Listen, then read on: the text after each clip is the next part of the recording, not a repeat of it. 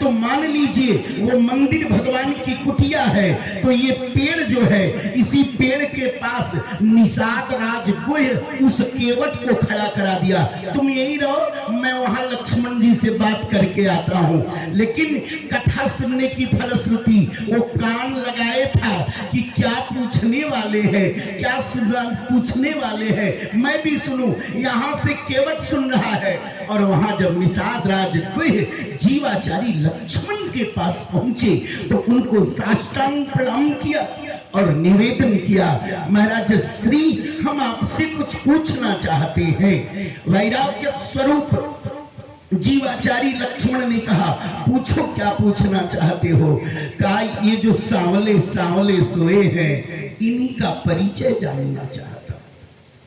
इनका परिचय, हाँ इनका परिचय जानना चाहता हूं, क्योंकि जब से इनको देखा हूं तब से दुनिया में किसी दूसरे को देखने की इच्छा नहीं हो रही है। तो जरा इनका असली परिचय बताओ ना, ये कौन है। लक्ष्मण जी द्रवित हुए, अच्छा इतना ही जानना चाहते हो, ये कौन है। कहा तो सुनो कौन है, मैं इनका परिचय दे रहा हूं। राम ब्रह्म परमारथ रूपा अविगत अलख अनादि अनूपा। ये लिखा है। अगर तुम ये जानते हो कि ये जो सोए हैं इनका नाम केवल राम है, तो ना ना ना ना ना, इन्हें केवल राम नहीं कहते हैं। कहा तब कौन है। कहा इनका नाम ब्रह्म है, इनका नाम अविगत है, इनका नाम अलख है, इनका नाम अनूप है, इनका नाम अखंड है, इनका नाम अनंत है। ये वही सोए। निषाद राज गुह कहता है, अनपढ़ हूं, पढ़ा लिखा नहीं हूं, केवट का जाति कछु वेदना पढ़ाई हो। वेद से ज्ञान होता है और हमारे पास इतना ज्ञान नहीं है। आप इतनी कठिन भाषा में समझा रहे हो। आप कहते हो इनको ब्रह्म कहते हैं, इनको अविगत कहते हैं। राम ब्रह्म परमार्थ रूपा अविगत अलख अनादि अनूपा। मैं इतना अनपढ़ हूं कि मुझे ये नहीं पता है। हमारा मंच गौरवान्वित हो रहा है परम आदरणीय परम पूजनीय मानस कथा के पद बड़े विद्वान प्रकाश चंद्र विद्यार्थी जी महाराज के द्वारा। आप सभी करतल ध्वनि से स्वागत करें इनका।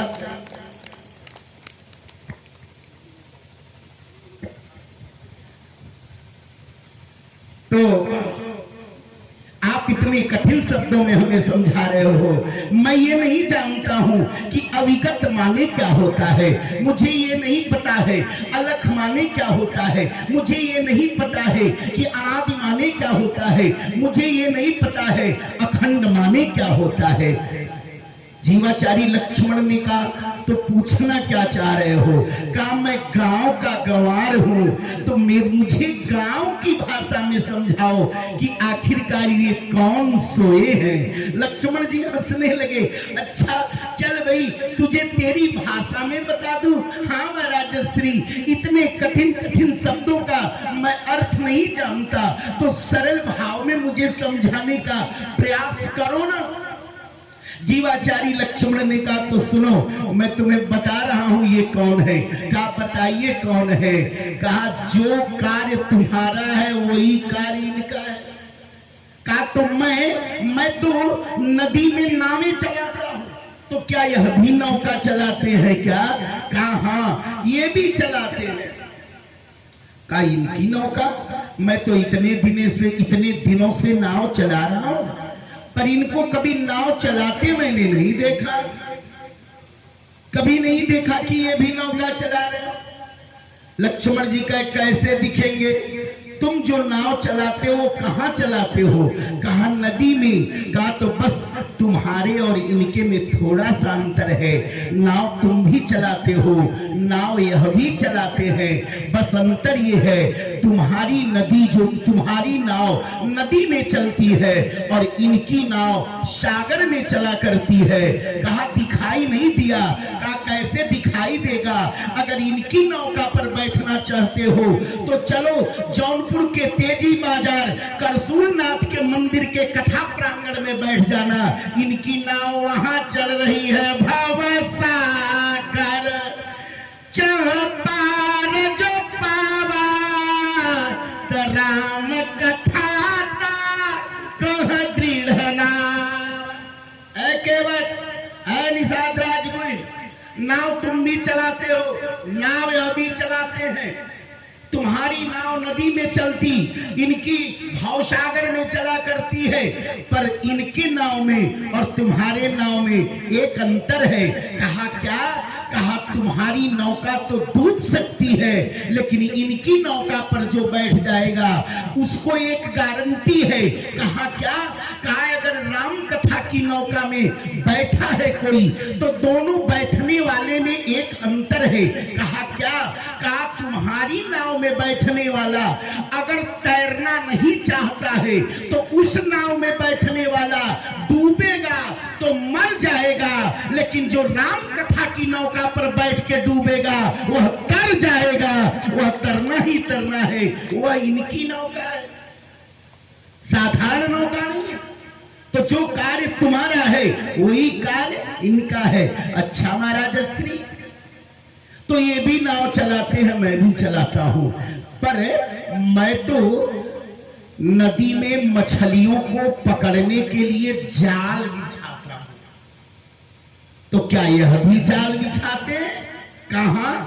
अगर तुम मछलियों को पकड़ने के लिए जाल डालते हो तो यह भी तुम्हारी जाल नदी में पड़ती है और इनका जाल इस संसार सागर रूपी नदी में है। कहा संसार सागर में है। कहा अच्छा, लेकिन हमको दिखाई नहीं दे रहा। कहा कैसे दिखेगा? तुम्हारे नदी में जो मछलियां फंसती हैं वो फंसने के बाद जो है वो मर जाती है, लेकिन जो इस जीवन में जो संसार सागर में मानव रूपी मछली फंसा है वह जंजाल के जाल को काट के निकलने की संभावना है। तुम जाल बिछाते हो और ये जंजाल का जाल बिछाते हैं। गृह कारज नाना जंजाला अते अति दुर्गम शैल विशाल। हमारे जीवन में जो जंजाल का जाल है, जो हमने अपना परिवार बना लिया, पत्नी का परिवार, पति का परिवार, बेटे का परिवार, बिटिया का परिवार, ये जो हमने जंजाल का जाल बनाया है यही तो भगवान का जाल है। कहा अच्छा, तो ये भी नौका चलाते, हम भी चलाते, हम भी जाल बिछाते, यह भी जाल बिछाते, पर हमारी जो जाल है वो नदी के प्रथम तट से बिछाई जाती है और दूसरे वाले छोर तक जाती है। मैं तो इतनी लंबी जाल बिछाता हूं नदी के प्रथम तट से, और कहां तक? दूसरे तट तक। इतना लंबा जाल मेरा है, लेकिन भगवान के जंजाल के जाल कितने लंबे हैं ये तो मैं नहीं जानता। जीवाचारी लक्ष्मण ने कहा कैसे जानोगे? ये तो जब हम बताएंगे तब समझोगे। का मतलब? का यह भी जाल बिछाते हैं। बस तुम्हारी जाल नदी के प्रथम तट से आरंभ होती है और दूसरे वाले तट तक, और इनके जंजाल का जाल कहां से शुरू? कहा जनमत मरता। देखो इतनी लंबी जंजाल की जाल भगवान कहां से शुरू है? कहा जनमत मरता। जीव जब से जन्म लेता है और जब तक मर नहीं जाता है, इतनी लंबी जंजाल की जाल है भगवान। ये भगवान की कृपा है। इसलिए जनमत मरता जन्म जग चालू, असंपत्ति विपत्ति कर्म रुकालू। याद रखना, भगवान का ये जंजाल का जाल किसी को छोड़ा नहीं है, सब इसमें फंसे पड़े हैं। और उस जंजाल के जाल में ही सारा संसार फंसा है। निषाद राज यह सुनने के बाद मुस्कुरा दिया। जीवाचारी लक्ष्मण ने पूछा तुम मुस्कुरा क्यों रहे हो? का इसलिए कि जीव तो फंसा है, पर हम आपसे एक प्रश्न और करना चाहते हैं। पूछा, वो क्या? का पूछना यह चाहते हैं कि अगर जंजाल के जाल में ये मनुष्य रूपी मछली, मानव रूपी जीवात्मा सब फंसे हैं, तो हमारे जाल में भी मछलियां फंसती हैं, पर कुछ मछलियां चालाक भी हैं, इतनी विवेकवान है कि वो हमारे जाल को ही काट के निकल जाती है। तो संसार के ये जो मानव रूपी मछली जंजाल रूपी जाल में फंसे हैं, तो कोई ऐसा भी विवेकवान प्राणी है क्या जो जंजाल के जाल को काट के निकल जाए? तो लक्ष्मण जी ने कहा, एक है। कहा, कौन? कहा, जो करशूलनाथ धाम के मंदिर प्रांगण में बैठ के इनकी कथा का श्रवण पान करता है, वही अंत समय में जंजाल के जाल को काट के निकल जाता है। भगत भूमि भूषुर सुरभि सुरहित लागी कृपाल, अकरत चरित धरि मनुजतना, सुनत कटहि जग जाल, सुनत कटहि जग जाल। अब जीवन में अगर जंजाल के जाल को काटना चाहते हो, तो जब तक भगवान की कथा का श्रवण पान नहीं करोगे, तब तक जंजाल का जाल कटने वाला नहीं है। और जब तक जंजाल का जाल नहीं कटेगा, तब तक भगवत कृपा, भगवत प्राप्ति इस जीवात्मा को होने वाली नहीं है। अब इस पुनीत, इस पवित्रतम चर्चा को निषाद राज गुह और जीवाचारी लक्ष्मण के इस पवित्रतम चर्चा को पेड़ के ओट में खड़ा वो केवट छुप के सुन रहा था। सुने आप, ये कथा की फलश्रुति है।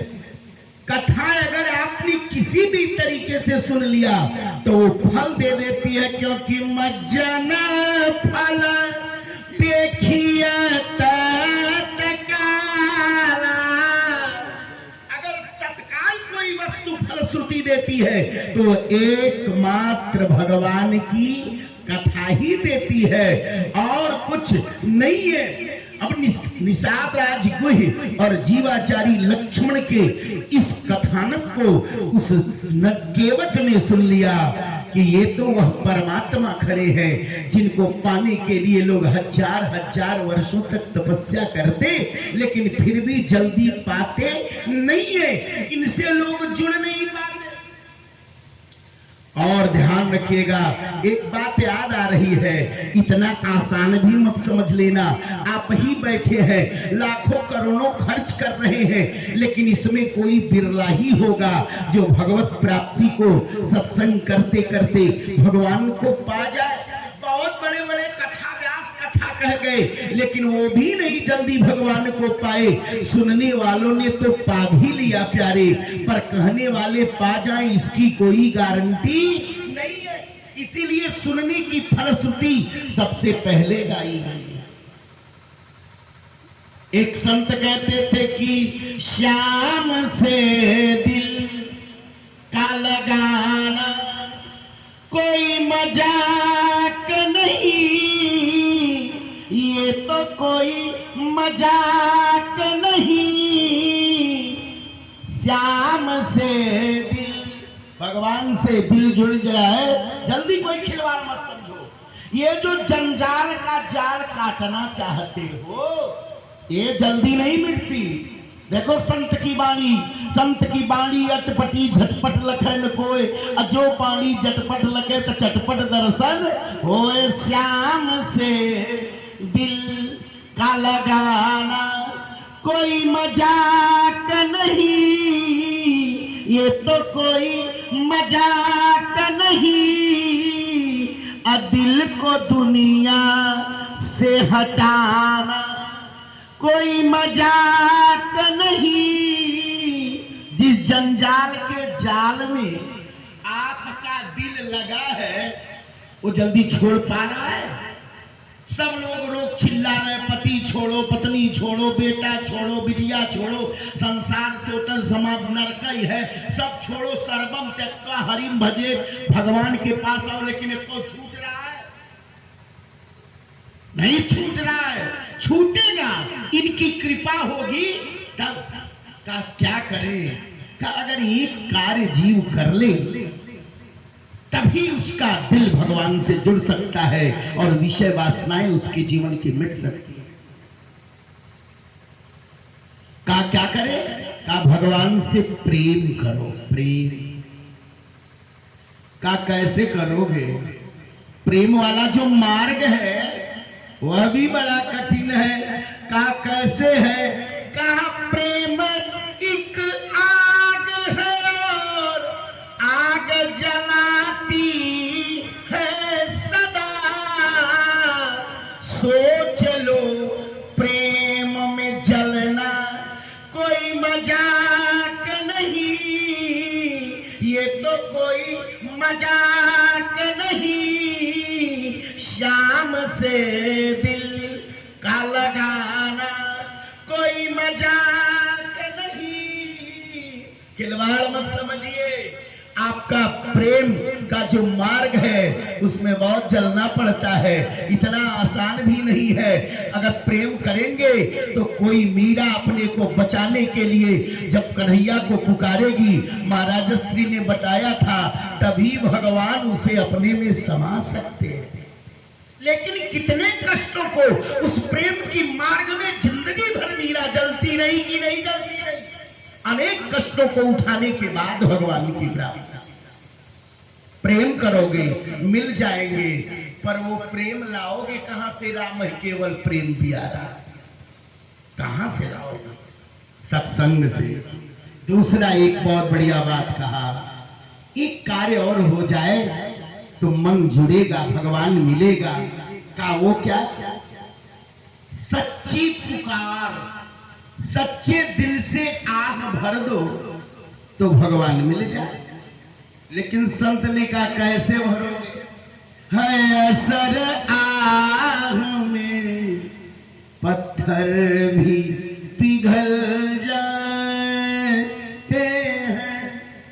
है असर आह में पत्थर भी पिघल जाते हैं। सोच लो आह का लाना कोई मजाक नहीं, ये तो कोई मजाक नहीं। शाम से दिल भगवान से कैसे, वो सच्ची आह हम भर नहीं पा रहे कि भगवान प्रकट होके और हमें दिव्याति दिव्य दर्शन दे, अथवा उस आह के बल पर भगवान हमें मिल जाए। बोलिए राजा रामचंद्र भगवान की। देखिए श्याम नारायण सेठ जी के बगल में आदरणीय श्याम मिश्र जी बैठ गए, तो आज इनकर परछाई इनके पड़ गए। उड़ा सुतरा तब मिश्र जी सुतता था। मैं बोल वृंदावन। अच्छा ध्यान आपो आज कैले तब जागत रही। बोलिए राघवेंद्र सरकार की।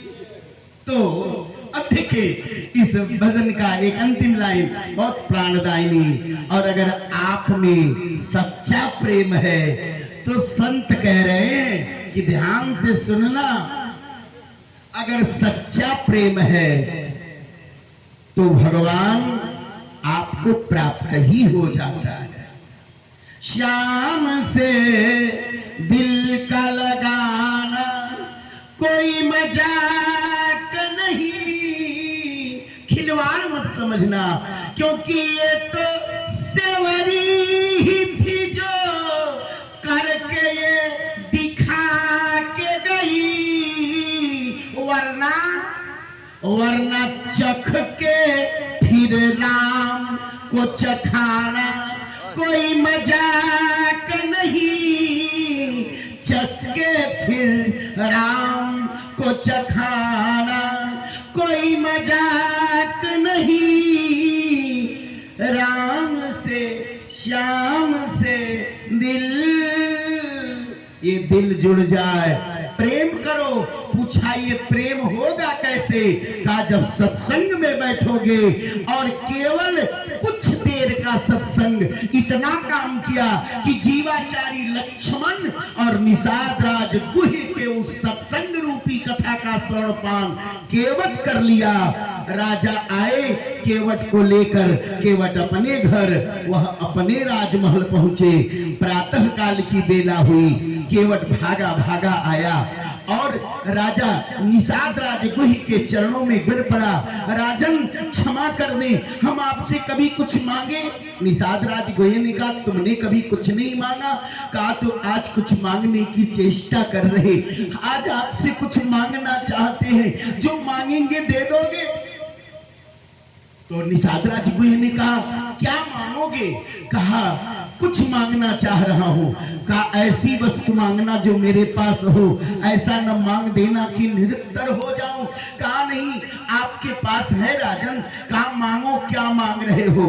तो उस केवट ने कहा बस एक चीज मांग रहा हूं, आज प्रातः काल की बेला में गंगा नदी के तट पर अकेले मेरी नाव चलेगी, मेरे नौका के अलावा किसी दूसरे की नौका चलनी नहीं चाहिए, केवल मेरी नाव इकलौते चलेगी। और आपसे बताएं, आप बड़े बुद्धिजीवी श्रोता हैं। राजा ने कहा ढिढोरा पिटवा दो और जाओ लगा लो नौका। अब तो ढिढोरा पिटवा दिया। अकेले वह केवट जो है पतित पावनी गंगा के पवित्रतम तट पर, मान लीजिए प्रथम छोर पर भगवान श्री राम, मां भगवती सीता और जीवाचारी लक्ष्मण खड़े थे। तो वह नाव पहले वाले तट पर नहीं लगाया। कौन वाले? दूसरे वाले तट पर लगा के खाली नौका में बैठा है। अब प्रतीक्षा कर रहा है। भगवान तट के किनारे आए और निवेदन कर रहे हैं, आए केवट, ए केवट जरा नौका लाओ। और केवट साधारण नहीं है। कहा जाता है कि एक व्यक्ति को ब्रह्म हत्या लग गई तो वशिष्ठ जी के पुत्र जिनका नाम वामदेव था, जिसको ब्रह्म हत्या लगी थी, वो वामदेव ऋषि के पास आया और वामदेव से निवेदन किया हमें ब्रह्म हत्या लग गई है, हमारी ब्रह्म हत्या मिट जाए, उसका कोई उपाय बताओ। तब उन्होंने कहा अच्छा ठीक है, राम के नाम का अलग अलग 3 बार संकल्प करा दिया और उसकी ब्रह्म हत्या मिट गई। वो खुश हो गया। और जब सायंकाल की बेला में वशिष्ठ जी महाराज आए तो उनके पुत्र वामदेव ने कहा पिताश्री, आज आपके बेटे ने एक बहुत बड़ा काम किया है। कहा कौन सा कार्य किए हो? कहा आपके बेटे ने वह कार्य किया जो जल्दी कोई नहीं कर सकता। कहा क्या किए हो? कहा एक व्यक्ति की ब्रह्म हत्या मिटानी थी तो मैंने राम जी का नाम अलग अलग 3 बार संकल्प कराया और उसकी ब्रह्म हत्या मिट गई। वशिष्ठ जी ने कहा कि अरे तुमने तो अनर्थ कर दिया, भगवान के नाम की महिमा को मिटा दिया। जिस नाम को एक ही बार ले लेने से, एक ही बार संकल्प करने से 7 पुस्तों की ब्रह्म हत्या मिट जाती है, 3 बार तूने संकल्प करा के इस नाम का अपमान किया है। इसलिए मैं तुझे श्राप देता हूं कि अब तुम धराधाम पर जाओ और तुम जाकर के अब निषाद राज गुहि के उस केवट के स्वरूप में प्रकट हो जाओ। और जैसे ही यह श्राप मिला तो एक छोटी जाति में जाकर के वह अवतरित हुआ। पर पूछा पिताजी हमारे मुक्ति का उपाय, मुझे मुक्ति कैसे मिलेगी इस स्वरूप से? कहा ये तो तभी होगा जब भगवान का दर्शन और भगवान का स्पर्श तुम्हें हो जाए। अब वामदेव को ये पता है कि मेरे पिता ने श्रापित किया है, ये वही परमात्मा है, इन्हीं के द्वारा मेरी मुक्ति हो सकती है। अब वही जाकर के बैठे और कथाएं भाव प्रधान है।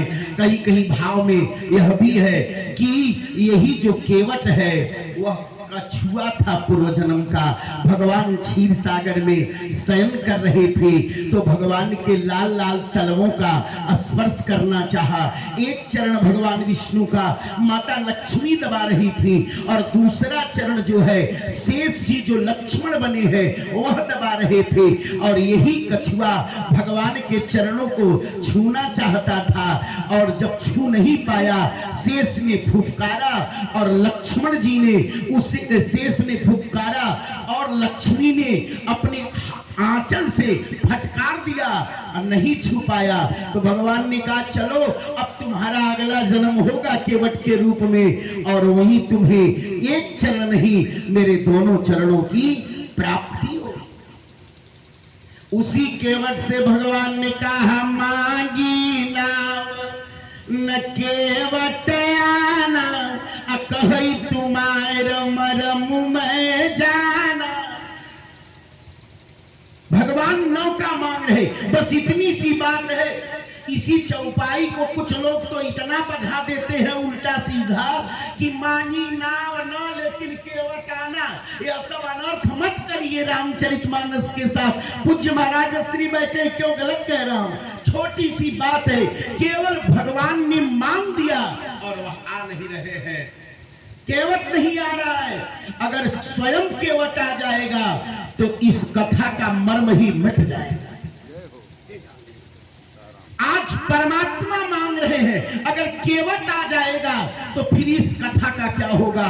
लोग कहते हैं जब रावण से युद्ध हो रहा था तो राम जी नीचे थे और राक्षसराज रावण जो है वह रथ पर बैठा था। रावण रथी बिरथ रघुवीरा, राम जी बिना रथ के थे और रावण रथ पर खड़े होकर युद्ध कर रहा था। विभीषण ने कहा कि आप मांग लीजिए इंद्र से एक विमान मांग लीजिए। कहा नहीं मांगेंगे। कहा क्यों? कहा मैं मांगता नहीं हूं। कहा आप छोटे से अदने से एक कर्मचारी से एक केवट से घंटे भर खड़ा होकर नाव मांगे और इंद्र से विमान क्यों नहीं मांग रहे हो? कहा इंद्र को विमान होने का अहंकार है, कुछ होने का अभिमान है, इसलिए विमान नहीं हो रहा मांग रहा। पर केवट के पास कुछ नहीं है तो उसकी छोटाई दूर करने के लिए मैं उससे उसकी नौका मांगा था और कोई बात नहीं है। अगर केवट स्वयं आ जाएगा तो इस कथा का क्या होगा, मर्डर हो जाएगा। इसलिए ध्यान रखना, भगवान ने नाव मांगा लेकिन केवट नहीं आ रहा है। एक बात कह रहा है, मैं आपको पहचानता हूं, मैं आपको जानता हूं। का क्या का कही तुम्हारे मर्म में जाना, मैं आपका मर्म जानता हूं, आपका भेद जानता हूं, आपका लक्षण जानता हूं। जो परमात्मा तत्व के लक्षण है वो मैंने सब सुन रखे हैं, क्योंकि जब मैंने सत्संग सुना है तो सत्संग के अनुसार आप ही मुझे दिखाई दे रहे हैं। और ध्यान रखिएगा, बड़े बड़े ज्ञानी नहीं जान पाए। इतने बड़े बड़े ज्ञानी अयोध्या में थे पर भगवान का प्राकाट्य हुआ, कोई मर्म नहीं जाना। मास दिवस कर दिवस भा मर्म न जाने को, रथ समेत बिठा के निशा कवन विधि हो। कोई इस मर्म को नहीं जाना, लेकिन केवट तापर केवट दई दई ताना, कहे तुम्हारे मरम में जाना। मांगी नावन केवट आना, कहे तुम्हारे मरम में जाना। 24 घंटा लक्ष्मण जी भगवान के साथ थे, लेकिन भगवान ने मां भगवती सीता से कहा सुनहु प्रिया व्रत रुचिर सुशीला, मैं कछु कर बल लित नर लीला। तुम पावक महु करहु निवासा, जब लगी करो निशाचर नासा। असली वाली मां भगवती सीता कहां गई? अग्नि में, अग्नि के पास। और ध्यान रखिएगा, भगवती सीता जब अग्नि में प्रवेश करने लगी तो सीता जी ने कहा, प्रभु मैं अग्नि में प्रवेश कर जाऊंगी, पर एक बात बताओ। कहा क्या? कहा दुनिया के लोग पूछेंगे, ऐ सीता तुम एक सती नारी हो और अग्नि एक पराया पुरुष है, एक सती नारी किसी पराये पुरुष के साथ कैसे रह सकती है? तो मैं कौन सा उत्तर दूंगा? भगवान श्री राम ने कहा, सुनो, तुम जिसकी पत्नी हो यह केवल राम नहीं है। कहा तब कौन है? कहा यद्यपि ब्रह्म अखंड अनंता अनुभव गम्य भजहि जेहि संता। ध्यान रखना आप, कोई स्त्री पराये पुरुष के साथ हो तो समाज में उसकी प्रतिष्ठा कलंकित होती है। लेकिन ध्यान रखिएगा, एक ही घर हो और घर में महतारी और बेटा रहते हैं कि नहीं एक साथ? जल्दी बोलिए। भगवान ने कहा, सुनो, ये अग्नि पराया पुरुष नहीं है, ये मेरा भी बेटा है और तुम्हारा है। मैं ब्रह्म हूं और जब मैं ब्रह्म के विराट रूप में आया तो इसको मैंने पैदा किया है। चंद्रमा मनसो जातश्च चक्षुः सूर्यो अजायत श्रोत्रात् वायुश्च प्राणश्च मुखाद् अग्निर्। मेरे मुखारविंद से प्रकट हुआ है, मेरे द्वारा पैदा किया गया है, तो मेरा बेटा है, तुम इसकी महतारी हो। और सौंप दिया। एक रामायण के अनुसार तो अग्निदेव में जब भगवती सीता समाई तो अग्निदेव पाताल में जाके माता पृथ्वी के हवाले कर दिए कि जब तक भगवान की लीला न समाप्त हो जाए अब सीता की रक्षा आप ही करना। तो अन्य कथाएं हैं, कितनी बताई जाए, पर समय सीमा में सूत्रवत बातें। लक्ष्मण जैसा व्यक्तित्व जंगल में लकड़ियां काटने गए, असली वाली सीता जो है, एक स्वरूप से मां भगवती सीता अपनी अग्नि में समाहित हुई और दूसरे प्रतिबिंब के रूप में इसी धराधाम में लक्ष्मण जी वापस आए, लेकिन पहचान नहीं पाए। इतना बड़ा खेल हो गया, इतना बड़ा मर्म हो गया, लेकिन लक्ष्मण जी नहीं जान। लक्ष्मण हूं यह मर्म न जाना, जो कछु चरित रचा भगवाना, तापर केवट दई दई ताना, कहे तुम्हार मरम में। सोचो आप। लेकिन एक भक्त कह रहा, हम आपका भेद जानते हैं। किसके बल पर? सत्संग के बल पर। यह है सत्संग की गरिमा। इतना ही नहीं, जब भगवान ने राक्षस राज रावण को मार दिया, अयोध्या में आए तो एक ही राम जी हैं। पूरी अयोध्या के लोग दौड़े मिलने के लिए। शंकर जी कह रहे, हे पार्वती, एक ही राम, जितनी जनता उतने बन गई ले, उतने ही हो गए अमित रूप। हाय अमित रूप प्रगटे ते ही काला, जथा जोग मिली सब ही कृपाला। उमा मरम यह काहू न जाना, जो कछु चरित रचा भगवाना, तापर केवट दई दई ताना, कहे तुम्हार मरम मैं आपका भेद जान रहा हूं। सोच लो आप, इतने बड़े बड़े ज्ञानी नहीं जान पा रहे हैं भगवान के भेद को, लेकिन एक भक्त चिल्ला रहा है। इतना ही नहीं, कौशल्या यह मरमन भाखा, 9 मास जे गर्भ में राखा। श्रृंगी ऋषि यह मरमन जानो, पुत्रेष्ठ जिन यज्ञ को ठानो। कई मरम जान जो पौती, 14 बरिस काहे बने पठौती।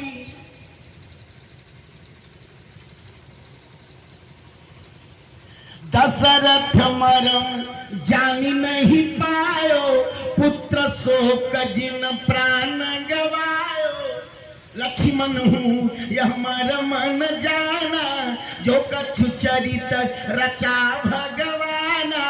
तुम हूँ मरम जानी नहीं पायो, देवन माँ महादेव कहायो। तापर केव दई दई ताना, कहे तुम्हार मरम मैं जाना। कि हमार बाबा कहे राम कथा में हम उनकर कवित्व सुन लेता हूँ सुनाते ये भारती क्यों के लग गया है 28 गो बार। इसलिए कह रहा हूं मैं प्रयास करता हूं कि आपको मेरे द्वारा नई चीजें गुरुदेव बैठे हैं पूछ ले किसी से टैली नहीं कर सकता टैलिया नहीं करेगा सुन रिकॉर्डिंग रहेगा इनके पास सुन लीजिएगा। बहुत था मेरे बाबा तो बोलते थे तीन घंटा इतना छंद बना के गए सुंदर कांड का कि अगर फिर बुलाएंगे तो उलट पलट लंका सब जारी 3 दिन बोले खातिर मिली इतना छंद बा अब मजा आता है। लेकिन अब ये करे बदे बच्चों ने नहीं एक बार फिर बुलावा लोग पता नहीं कब बोले पालोगा दोबारा तो ध्यान रखिएगा ये छंदों का आनंद है। कल हम दोनों लोगों ने छंद गाया था बहुत आनंद आता है छंदों का भी। ये कथा देखिए दिल में उतरती है भगवान की कथा। जब आप किया जाता आप खाली सुना जाता काहे खाली रहो लेकिन साल भर पहले डेट लिखा है तो हाई कहे इतना व्यस्त रहा था 2026 का कथा नोट करा दिवस खाली है। बोल वृंदावन बिहारी लाल की। राजन जी जब 2029 का कथा बुक करत हुए तो हमने 26 ने बुक करी तो कहले व्यर्थ है। महाराज जी तो कलिया 2028 का दशहरा का नवरात्र बुक करत रहा 28